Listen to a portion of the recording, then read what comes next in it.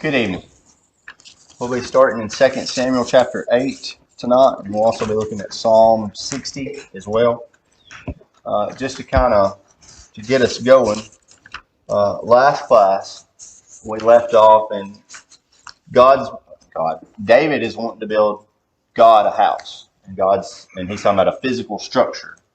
And God says, no, you're not going to build me a house, but I'm going to build you a house, talking about his dynasty and his lineage, and that the Messiah is going to come through his seed and through this dynasty, and that's why it's going to be forever. It's going to be eternal. And we talked about that there's multi facets to that promise and stuff when we're going through this. Some of it is physical, some of it's spiritual, because there's going to be a time, and we mentioned this last time, that there's not going to be someone sitting on David's throne.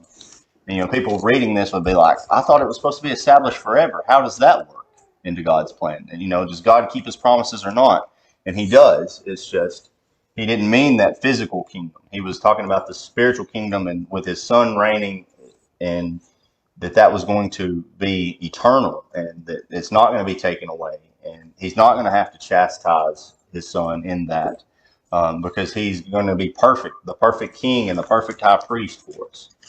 And so that's where we left off, is this covenant that God has made with David. And then David, in his response to that, and the thanksgiving and being very humble that God would do this for him. And he's very excited when we leave off in chapter 7.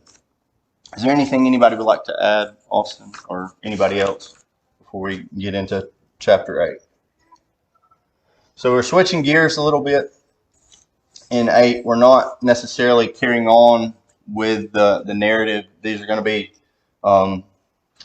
it's talk about David's conquest. And I don't know exactly how all this falls, but I don't think that we pick up from 7 to 8. I think some of it may have already happened before 7, and maybe all of it, because in 7 it talks about he had peace on every side. And that's why he's sitting in his house and he's thinking about these things. So just don't get lost in that fact that we're kind of backtracking, or maybe some of it might be later and some of it might be in the past. Is there anything you would like to add before we go? Don't think so. All right, so we'll pick up in chapter 8. And we'll read the first 2 verses. It says, after this, it came to pass that David attacked the Philistines and subdued them. And David took Metheg-ammah from the hand of the Philistines. Then he defeated Moab, forcing them down to the ground. He measured them off with a line. With 2 lines he measured off those to be put to death, and with 1 full line those to be kept alive. So the Moabites became David's servants and brought tribute.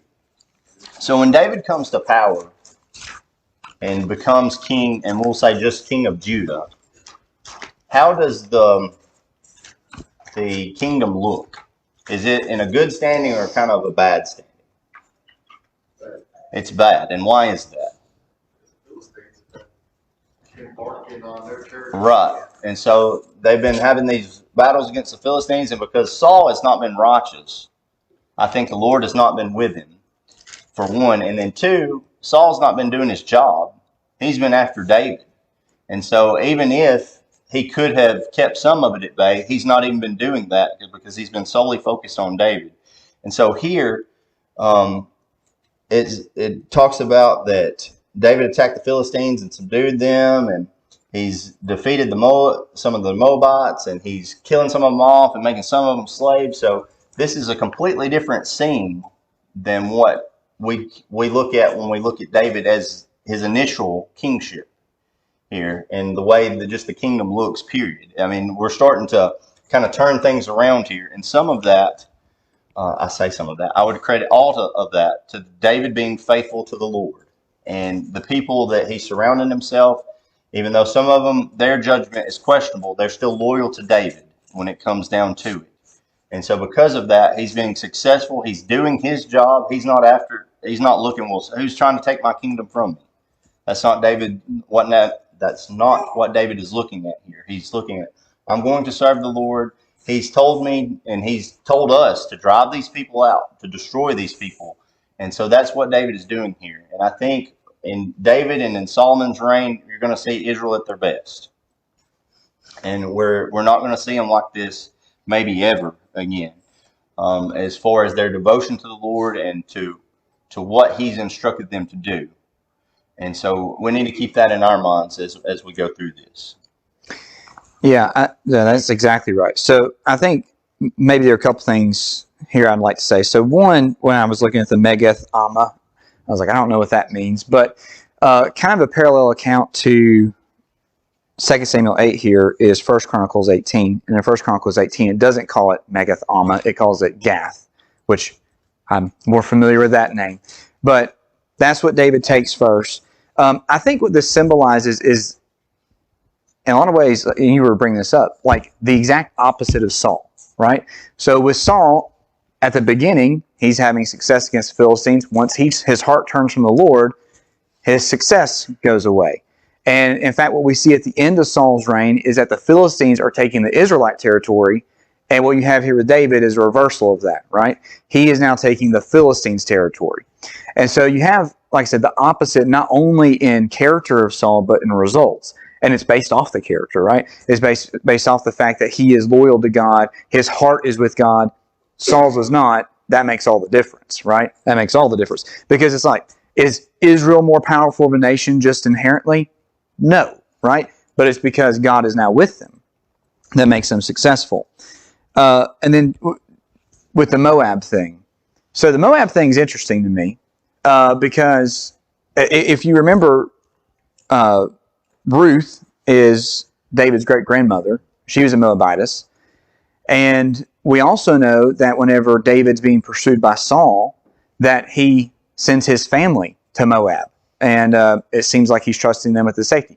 Now, I don't know exactly what's happened, but something bad has happened, right? And so I don't know if it's that they didn't treat his family well, they didn't take care of them, or it's they did take care of them, but now they're turning their backs on David and they're now trying to attack him. I'm not sure what's happened. But now there's conflict here. And you see David be pretty harsh with them. Now, he doesn't wipe them out completely, but he wipes out a lot of them. And I don't know. That's interesting to me just because you have the family ties and you have, I don't know, maybe even the possibility of the favor the Moabites have given in the past. And maybe they, abuse that. But yeah, I don't know. That's a good possibility. And I've thought that, maybe it wasn't good. Like they weren't faithful to the Lord, and maybe something, like you said, come up between them. And even David's not even letting his family ties stand in between him and serving the Lord. Yeah. And like I said, you might have more to say about that. Well, I would just say one thing. It is interesting. Did you make mention of his family connection with like Ruth? Mm-hmm. So yes. The interesting thing is in Numbers 24. So this is in the setting like Balaam is prophesying. He's trying to prophesy against them, but it's not working. Yeah. But in 24:17, I see him now. I behold him, but not near. A star shall come out of Jacob, and a scepter shall rise out of Israel. It shall crush the forehead of Moab and break down all the sons of Sheth. I think there's a reasonableness in seeing that as like a Messiah promise to some extent. But I think there's probably like an initial fulfillment, and I think probably David is the fulfillment here. Mm-hmm. So it is interesting that even though there are some connections, that Moab was an issue and kind of a what would you call it, like a high point enemy as they're trying to make it into the land that one day will need to be defeated as like an indication of the success of the people. And so David is kind of put forward as a fulfillment of that. Mm-hmm. So yeah, like it is interesting. There are some connections and maybe some benefits that could be given to Moab, but there was already this promise that they would be defeated.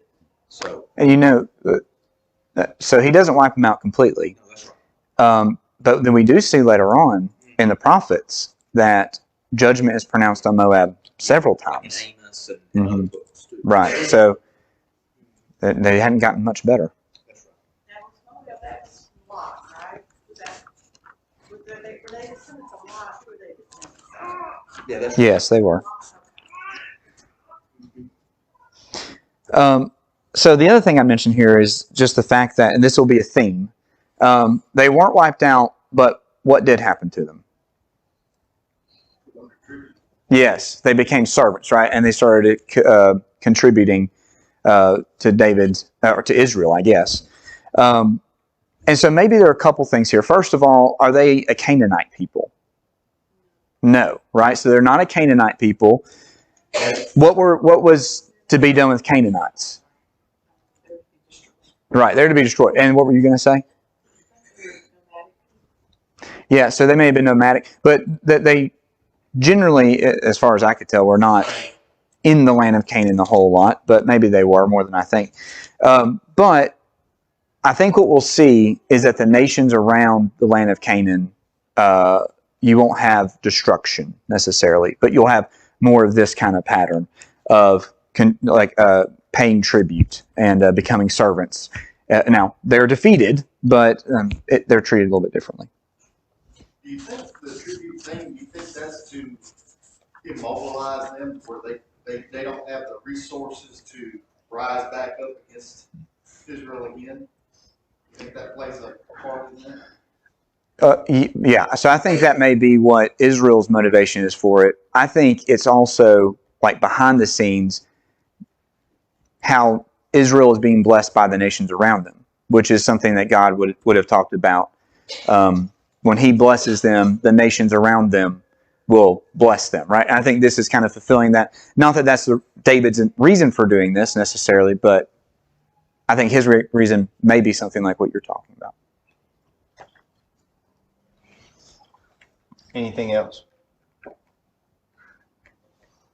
No, if you want to say Sure. something. All right, so we're going to look at 3 through 8 here. David also defeated Hadadezer, and the son of Rehob, king of Zobah, as he went to restore his power at the river Euphrates. And David took from him 1,700 horsemen and 20,000 foot soldiers. And David hamstrung all the chariot horses, but left enough for 100 chariots. And when the Syrians of Damascus came to help Hadadezer, king of Zobah, David struck down 22,000 men of the Syrians.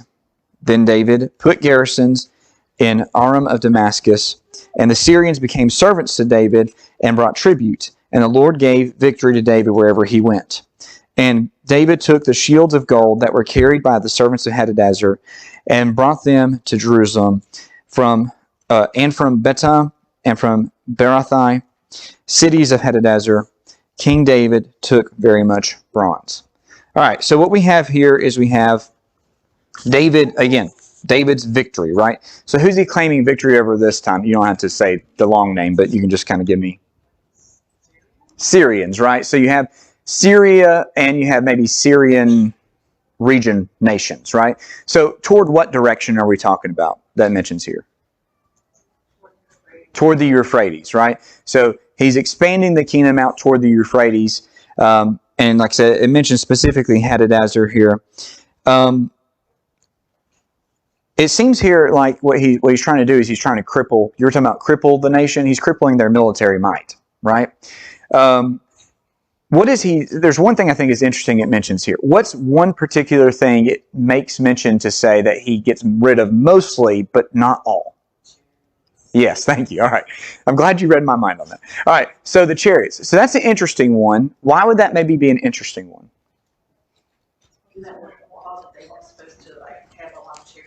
Okay. So let's look at that real quick. So that's in Deuteronomy 17. So if you don't mind looking over there really quick, I would like to just think about this maybe for a second, if you're okay with that. That's fine.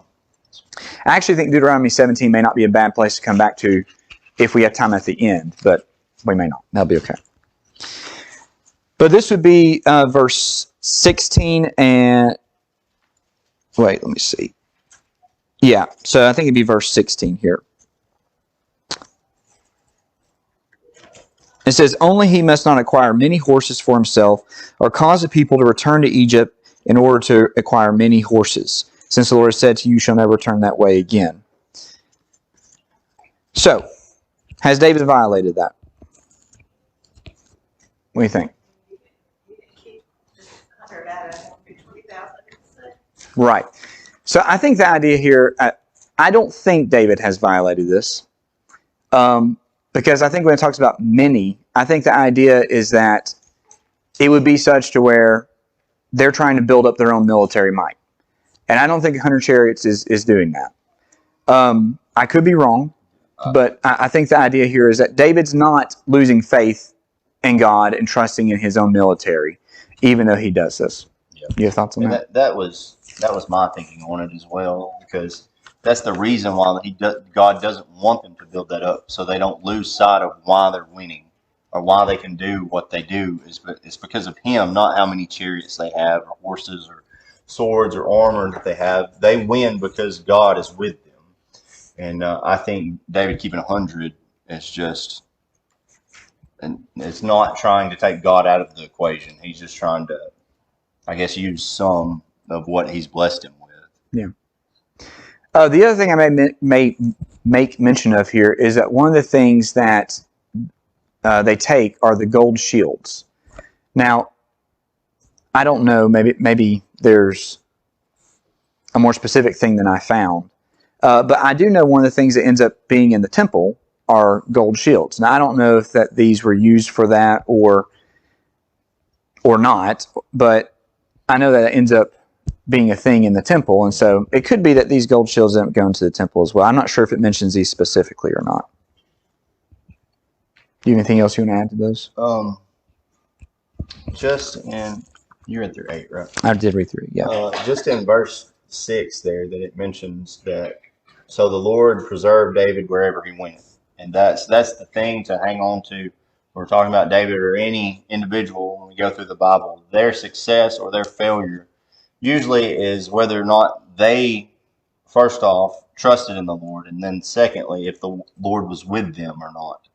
And that's definitely a theme verse of this chapter, right? Right. I mean, and so that's why we see David's success here, and the text doesn't try to hide that fact. You know, David is a great man, but he's great because the Lord made him great. It's not because of David in and of himself. And even David would say that of himself. It's not me, but it's the Lord.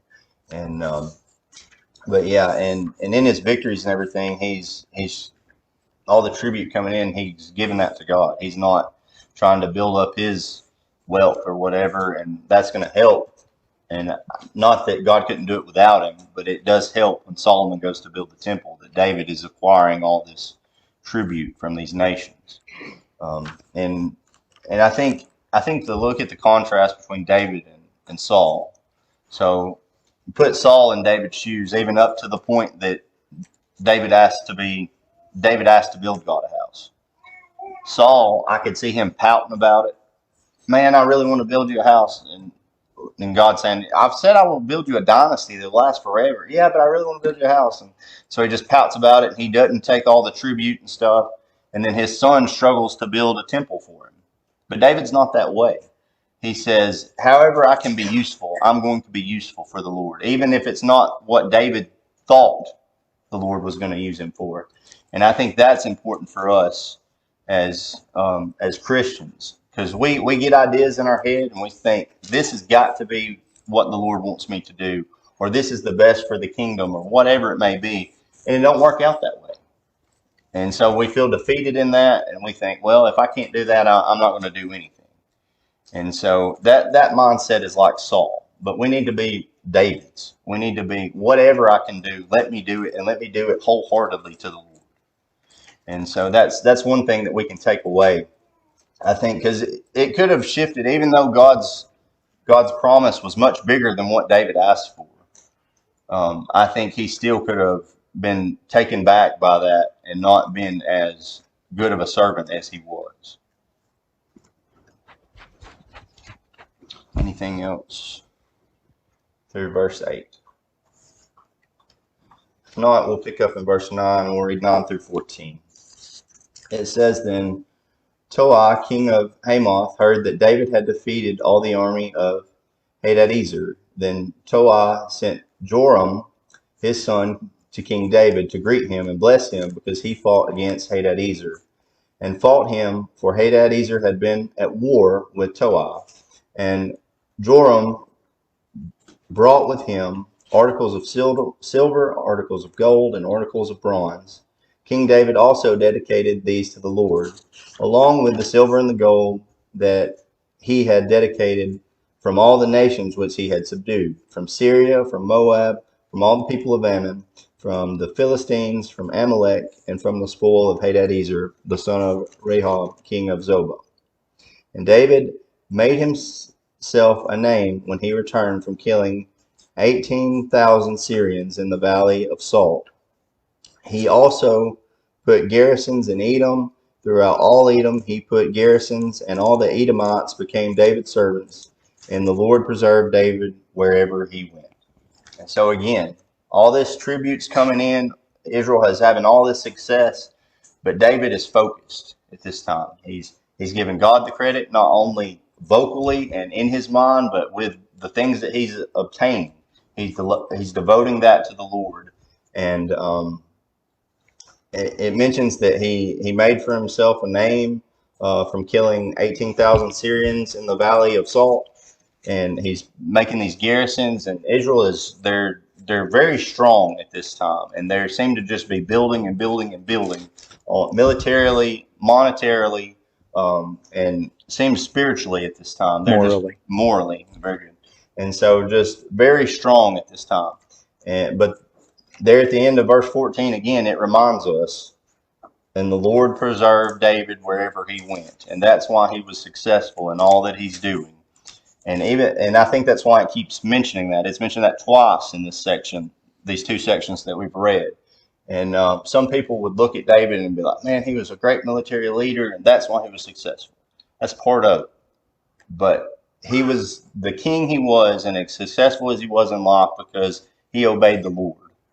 And if you looked at the first half of his life, people don't, I think, at least the world around us don't want to look at that part of David's life when he's on the run from Saul and he's having all these hardships and stuff. But he was faithful then as well through all that hardship and through all those trials and tribulations. And I'm sure I mentioned last class that he had to be thinking, is God going to keep his promises that he promised to me? And then he would come to himself and think, where else would I turn to but the Lord?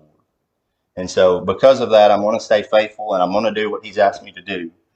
And so, and he did that when times were hard, and he's doing that when times are good. And we see that some people they'll trust in the Lord when times are good, but when times are bad, they say, there has to be something else because this ain't working out.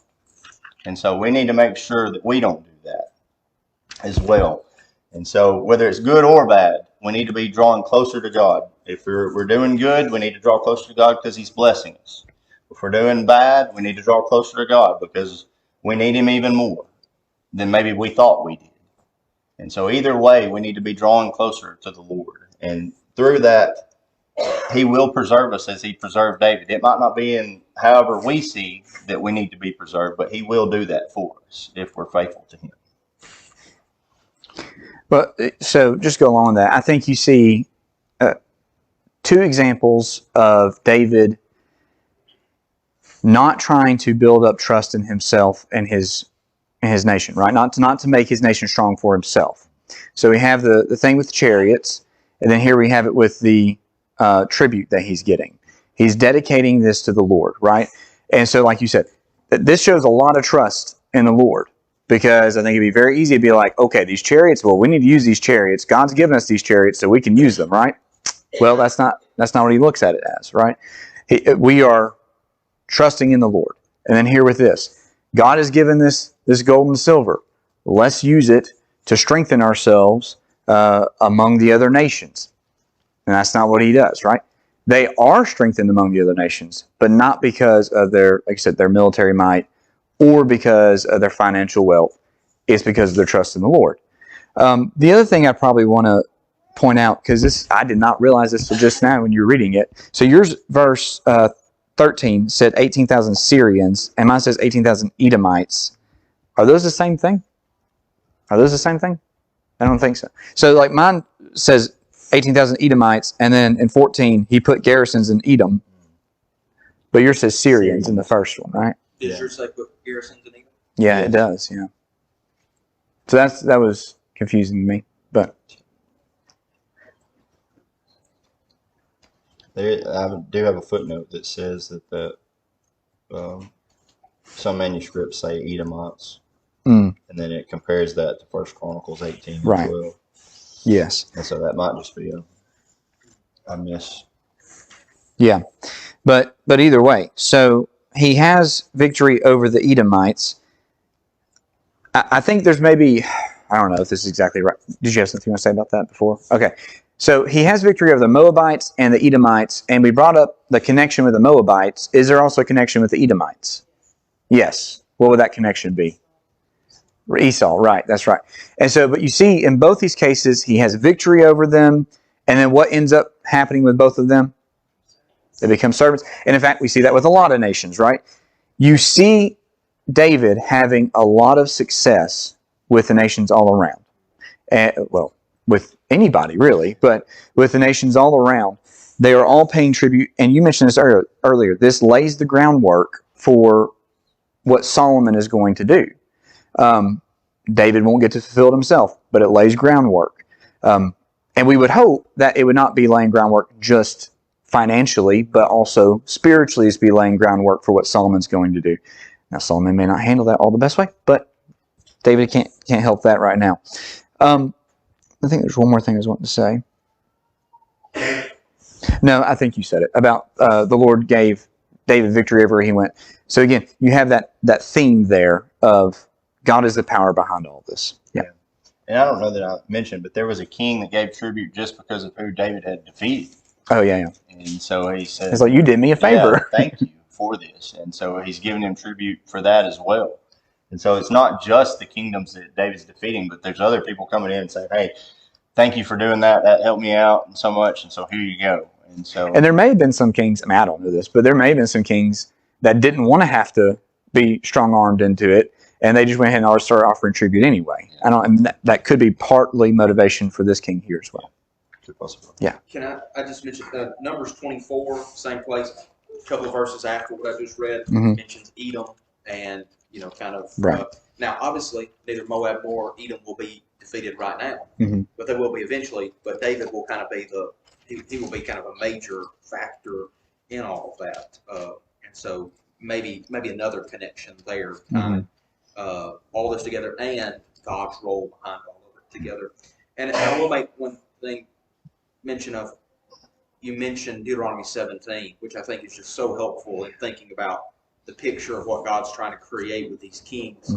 And then you think about Solomon, who I think has similar opportunities, but then does the opposite, right? So when you look at 1 Kings 10, it will talk about something similar to the amount of gold that Solomon brings in, but it is not like this where it's like, and then he delegates it all to the Lord or dedicates it all to the Lord. It mentions the gold like 10 times in one paragraph about how much he's bringing in and just what he's doing for himself.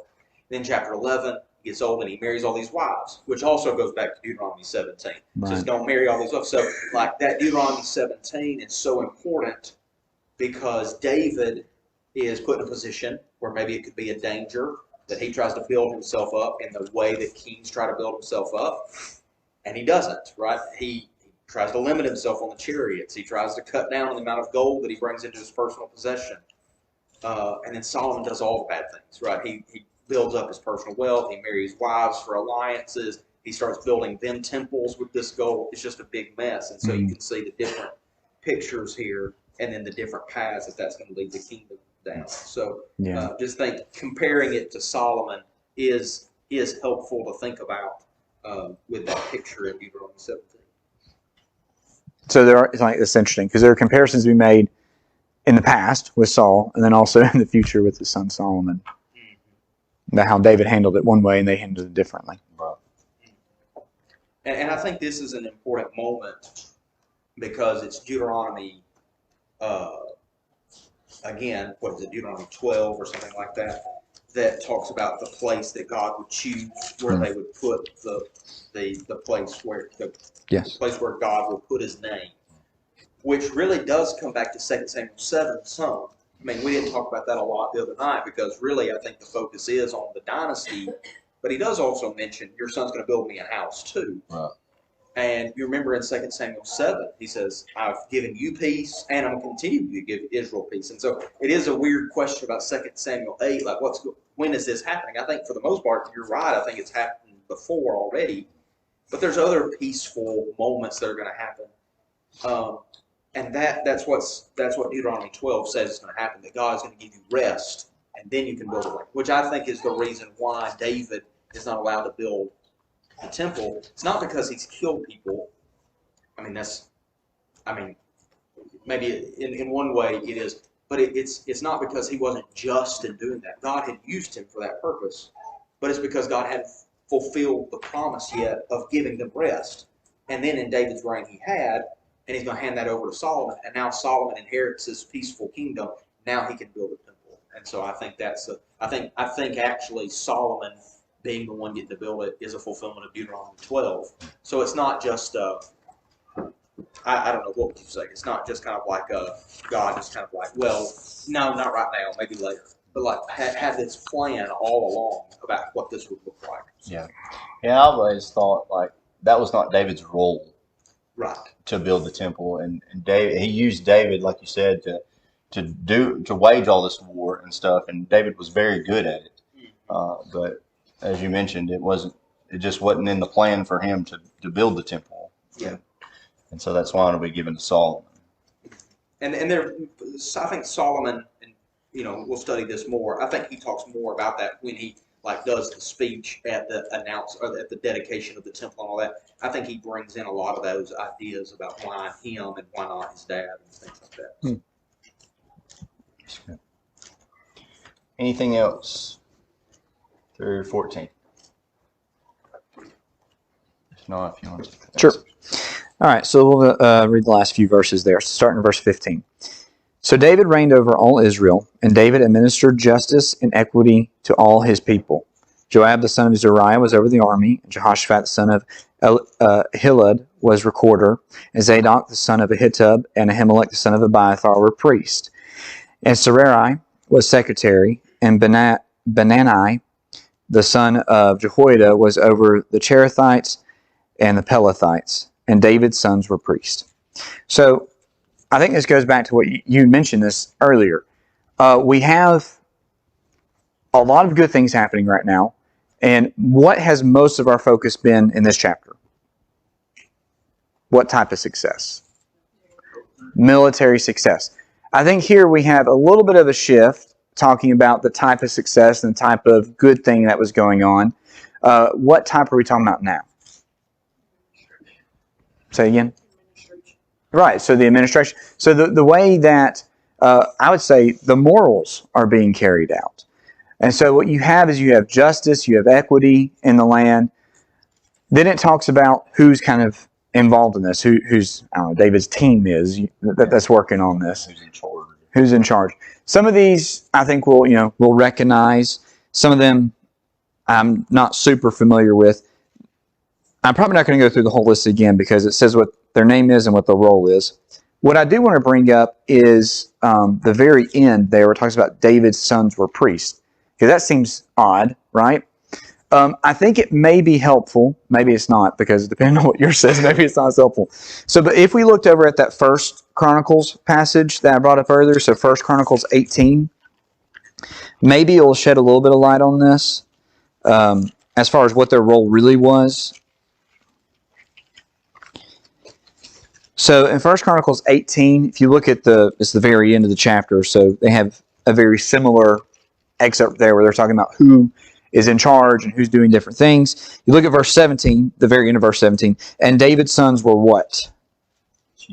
Chief officials in the service of the king. So that kind of gives you a different idea than maybe what we say with priest, right? So I think maybe the word could be used multiple ways. My guess is what we see in 1 Chronicles 18 is probably more of what their role was, because it already mentions priest in this section, right? So, yeah, I didn't move away from it. Yes, that's right. So it mentions that. Was it in the... If you have anything you want to say, go ahead. Because there's a passage I'm thinking about that talks about something like that. Yeah, and so mine reads David's sons were chief ministers, and that when I first read it, that made me think priest or whatever. And I was like, that can't be right. And then reading over in First Chronicles, it kind of cleared that up a little bit for me. Which they say the same thing. It talks about being at David's side versus with the priest. And so I just think that his sons were advisors to him and helped him out where they could. I don't think they stepped in any priestly role, and they stayed in their lane, if that makes sense. But they were helpful to David in what they did. And the Cherethites and the Pelethites, that's, from what I understand, that's like David's elite force that was close to him, and we'll see them later. I think when Solomon goes to become king, and they're mentioned throughout, but they seem to like to be the best of the best.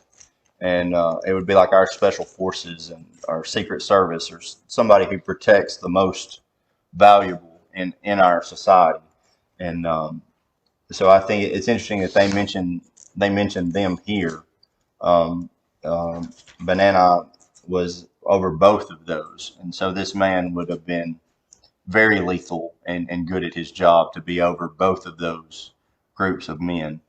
And like I said, we'll talk about them more as the story progresses, but just keep that in the back of your mind. These are David's like personal bodyguards, and David was a mighty man of valor and a great warrior. Like, he needed protection because he had God with him. And so these men were on a different level, and I think I read something where they were very fast and very lethal. They'd carry things out quickly and quietly, and you didn't know they were there till everybody was gone. And so that's just something I wanted to mention. So you wouldn't know they were there. Right. They wouldn't. The people that were being dealt with wouldn't know they were there. But other people would know that David's men had been through there. No, that's all I have on that, I think. Okay. All right. Anything else through chapter 8? We'll turn over to Psalm 60. Psalm 60.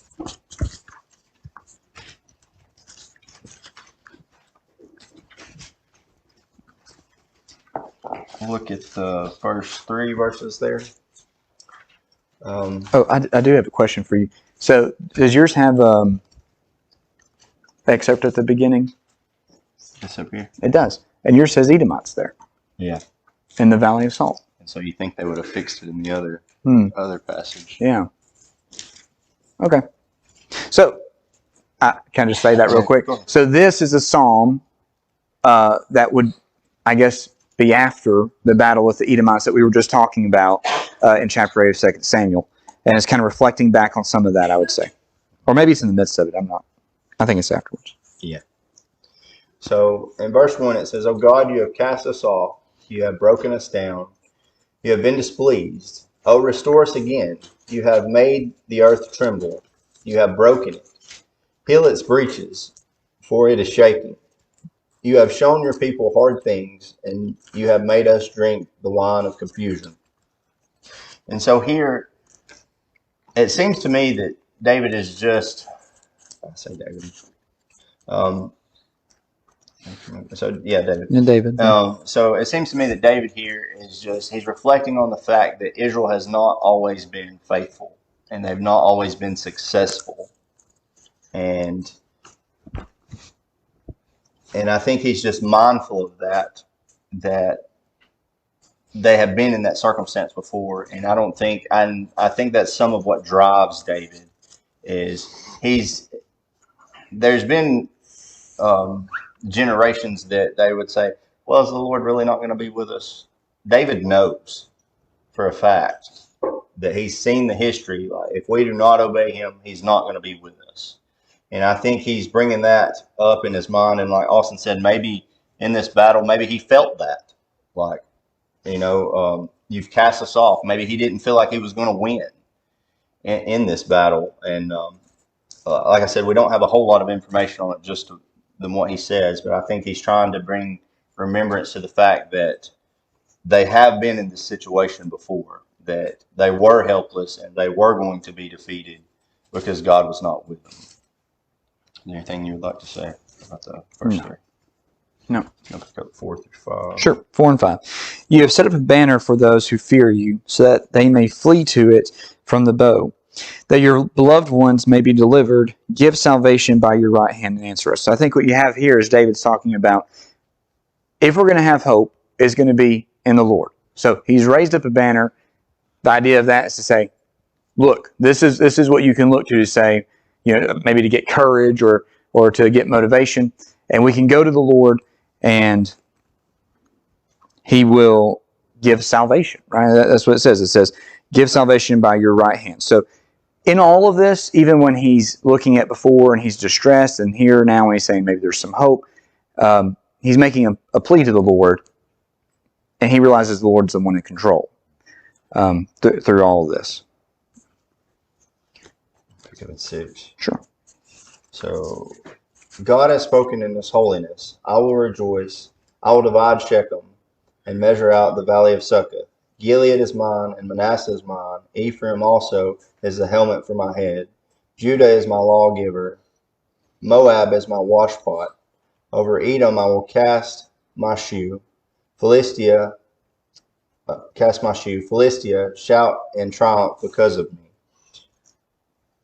And we'll stop right there. And so this is kind of his response to the fact that he has this banner for those that David has the banner that he can look to and trust in. He says, "I will," and that he. But the reason he feels that way is because what God has said, that He will divide Shechem, that He will measure out the valley of Succoth, and then he talks about Ephraim being his helmet, and Judah's lawgiver, but then he talks about Moab being his washpot, and that he will over Edom I will cast off my shoe. And so he's saying, I'm going to protect those that are mine, and these other nations, he said, they're my washpot, they're nothing, and they're not going to triumph over my people here. I agree. I think what you see is he's glad to use the people of Israel to defeat their enemies. And he uses, kind of objects of honor to describe the peoples of Israel. And then he uses objects of dishonor to describe their enemies. Talking about how they'll become servants through these servant-like objects. Let me finish it up? Yeah. All right. Who will bring me to the fortified city? Who will lead me to Edom? Have you not rejected us, O God? You do not go forth, O God, with our armies. O grant us help against the foe, for vain is the salvation of man. With God we shall do valiantly. It is He who will tread down our foes. I think, again, what we get is we get a very good glimpse into how David looks at situations. And what he says in verses 11 and 12, "Oh, grant us help against the foe." Talking about earlier, he's making a plea to the Lord. Help us. Well, why? For vain is the salvation of man. So what is man going to do if God is not with him? Nothing, right? It just doesn't work. But with God, we shall do valiantly. It is He who will tread down our foes. So I think you get a great glimpse into what his mindset is of we trust in the Lord. He's the one that brings about victory, not our own strength, not chariots, not wealth, none of that. What brings us victory is the Lord. And the idea of we shall do valiantly. We shall be strong in the Lord. If you have anything else you want to say about that, you can. I think so.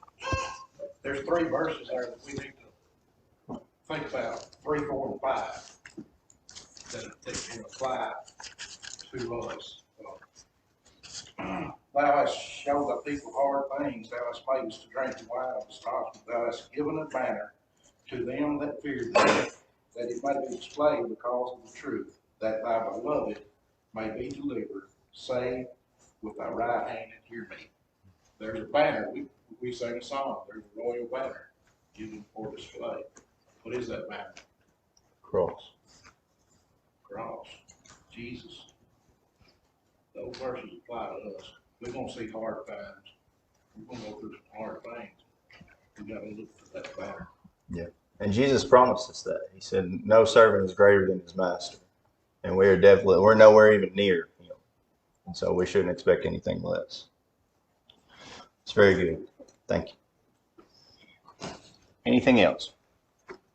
So we're going to be looking at Proverbs for the next 3 classes, and I think Larson's going to come back and teach with me. And we've talked about what we're going to do, but we ain't ironed it out completely. So just read Proverbs and just be ready, and we're going to kind of pick out. We're not going to cover all the Proverbs in 3 classes, so don't worry. All right, thank y'all. Thanks for watching. If you found this video to be beneficial, please follow us on Facebook or subscribe to our YouTube channel. Feel free to share it with others that you feel like may benefit from it. If you need to contact us, please contact us via email at quinn.church@yahoo.com. Also, if you're in the area, we would love for you to come visit with us at one of our assemblies. Have a good day.